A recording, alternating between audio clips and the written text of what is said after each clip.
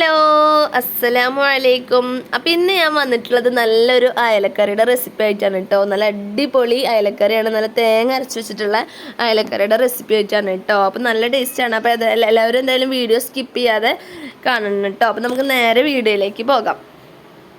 അപ്പോൾ ഞാൻ മാമി ഇവിടെ നല്ല അടിപൊളിയായിട്ട് അയലൊക്കെ നന്നാക്കി കൊണ്ടുവന്ന് വെച്ചിട്ടുണ്ട് കേട്ടോ. നമുക്ക് നന്നായി കഴുകിയെടുക്കാം. അപ്പോൾ അതിനായിട്ട് നമ്മൾ കല്ലുപ്പൊക്കെ ഇട്ട് ഉരച്ച് കഴുകുന്നുണ്ട് കേട്ടോ. അയല നമ്മൾ നന്നായി കല്ലുപ്പൊക്കെ ഇട്ട് ഉരച്ച് കഴുകണം. അപ്പോൾ നന്നായി നമുക്ക് വൃത്തിയായി കിട്ടും കേട്ടോ. അപ്പോൾ അപ്പോൾ ഇത് കഴുകിയതിന് ശേഷമാണ് കേട്ടോ നമ്മൾ പീസസായി കട്ട് ചെയ്യുന്നുള്ളൂ. അപ്പോൾ ആദ്യമേ കട്ട് ചെയ്തിട്ട് നമ്മൾ കല്ലുപ്പൊക്കെ ഇട്ട് ഉരച്ച് കഴുകുന്ന സമയത്ത് അത് പൊടിഞ്ഞു പോയി ആകെ ഭംഗിയില്ലാണ്ടാവാൻ ചാൻസ് ഉണ്ട്. അപ്പോൾ അതിൽ നമ്മൾ എന്താ ചെയ്യുന്നത് വെച്ചാൽ ആദ്യം നന്നായി കഴുകിയതിന് ശേഷമാണ് നമ്മൾ പീസസായിട്ട് കട്ട് ചെയ്യുക. എന്നിട്ട് അത് കട്ട് ചെയ്തതിന് ശേഷം ജസ്റ്റ് 1-2 പ്രാവശ്യം ഒന്ന് വാഷ് ചെയ്തെടുത്താൽ മതി കേട്ടോ. അപ്പോൾ നമുക്ക് നല്ല അടിപൊളിയായിട്ട് അതിനെ ക്ലീൻ ചെയ്ത് കഴുകിയെടുക്കാൻ പറ്റും. നമ്മൾ ജസ്റ്റ് കുറച്ച് നേരം ഒന്ന് വരക്കാൻ വെക്കുന്നുണ്ട് കേട്ടോ. പൊരിക്കുന്ന മീനാണ് കുറേ നേരം വെക്കേണ്ടത്, ജസ്റ്റ് ഒന്ന് വരക്കാൻ വെക്കുന്നുണ്ട്. അപ്പോൾ ഈ സമയം കൊണ്ട് നമുക്ക് വേഗം നമ്മുടെ അരപ്പൊക്കെ റെഡിയാക്കി എടുക്കാം കേട്ടോ. അതിനായിട്ട് നമ്മൾ കുറച്ച് തേങ്ങ എടുക്കുന്നുണ്ട്. അതിലേക്ക് കുറച്ച് മഞ്ഞൾപ്പൊടി, പിന്നെ എരിവിന് ആവശ്യമായിട്ടുള്ള മുളകും പൊടി, പിന്നെ കുറച്ച് മല്ലിപ്പൊടി എടുത്ത് മിക്സ് ചെയ്യാം കേട്ടോ. ഇത് മൂന്നും കൂടെ മിക്സ് ചെയ്തിട്ട് നമുക്കിത് അരച്ചെടുക്കാം.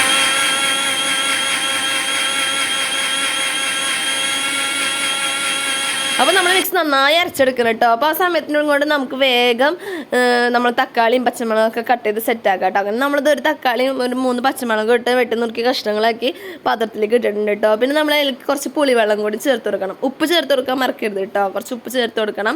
പിന്നെ നമ്മൾ അതിലേക്ക് ആഡ് ചെയ്ത് കൊടുക്കേണ്ടത് പുളിവെള്ളമാണ് കേട്ടോ. അപ്പോൾ ഇന്ന് നമ്മളെ ബാക്ക്ഗ്രൗണ്ടൊക്കെ മാറിയിട്ടുണ്ട്. അപ്പോൾ ഞാൻ താത്താടെ വീട്ടിൽ നിന്നാണ് കേട്ടോ വീഡിയോ എടുക്കുന്നത്. താത്താടെ മീൻകറിയുടെ റെസിപ്പിയാണ് കേട്ടോ ഞാൻ കാണിക്കുന്നത്. നല്ല ടേസ്റ്റാണ് കേട്ടോ.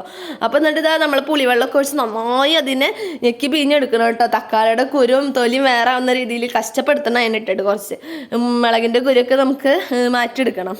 അപ്പോൾ അങ്ങനെ ഞെക്കി പിഴിഞ്ഞെടുത്തതിന് ശേഷം അപ്പത്തിന് നമ്മുടെ അരപ്പ് നന്നായി അരഞ്ഞ് കിട്ടിയിട്ടുണ്ട്. നമുക്ക് ഇതിലേക്ക് ഒഴിച്ചു കൊടുക്കാം. കുറച്ച് വേപ്പിൻ്റെ ഇല ഇട്ടിട്ട് നമുക്ക് അടുപ്പത്ത് വെക്കാം. എന്നിട്ട് നന്നായി ഒന്ന് തിളച്ച് വരുമ്പോഴത്തേനും നമുക്ക് നമ്മുടെ മീൻ ഇട്ട് കൊടുക്കാം. അപ്പോൾ അതിൽ കുറച്ച് വേവുള്ള മീനാണല്ലോ. അപ്പോൾ അത് എന്നിട്ട് കുറച്ച് നേരം അതിൽ ഇടുന്ന് നന്നായി തിളച്ചൊന്ന് വറ്റി വരുന്നത് വരെ അതിലിട്ട് നമുക്ക് അതിൽ വേവിക്കാം. അതിൽ വെന്ത് കഴിഞ്ഞതിന് ശേഷം നമുക്കതൊന്ന് തൂമിച്ചെടുക്കണം. അപ്പോൾ അതിനായിട്ടൊരു മറ്റൊരു ഫ്രൈ പാന് അടുപ്പത്ത് വെച്ചിട്ട് നമുക്ക് എണ്ണ ഒഴിച്ച് ചൂടായതിന് ശേഷം മാത്രം ഇടണം കേട്ടോ. ചൂടായിട്ടുണ്ടെന്നില്ല, അതുകൊണ്ടാണ് ഒരു വികാരമില്ലാണ്ട് കിടക്കുന്നത്. അപ്പോൾ എണ്ണയൊക്കെ ചൂടായി വന്നിട്ടുണ്ട്. അങ്ങനെ നമ്മുടെ ഉള്ളിയൊക്കെ നന്നായി മൂപ്പിച്ചിട്ട് നമുക്ക് ഇനി അതിലേക്ക് ഒഴിച്ചെടുക്കണം കേട്ടോ. അതും കൂടി ഈ ഒരു തൂമിച്ച സെക്ഷൻ കഴിയുമ്പോഴാണ് നല്ല അടിപൊളിയായിട്ട് അതിൻ്റെ ടേസ്റ്റ് നമുക്ക് കറക്റ്റ് കിട്ടുക കേട്ടോ.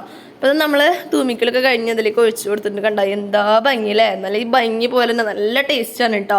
ചോറിൻ്റെ ഒപ്പം ഈ ഒരു കറി ഉണ്ടാകും നല്ല ടേസ്റ്റാണ്. എന്തായാലും നിങ്ങളൊക്കെ ഒന്ന് ട്രൈ ചെയ്ത് നോക്ക് കേട്ടോ.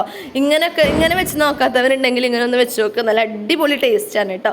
അപ്പോൾ നിങ്ങൾക്ക് ഈ വീഡിയോ ഇഷ്ടപ്പെടുകയാണെങ്കിൽ സബ്സ്ക്രൈബ് ചെയ്യണം. സബ്സ്ക്രൈബ് ചെയ്യാതെ കാണുന്നവരാരെങ്കിലും ഉണ്ടെങ്കിൽ സബ്സ്ക്രൈബ് ചെയ്യണം. പിന്നെ ലൈക്ക് ചെയ്യാനും ഷെയർ ചെയ്യാനും മറക്കല്ലേ കേട്ടോ.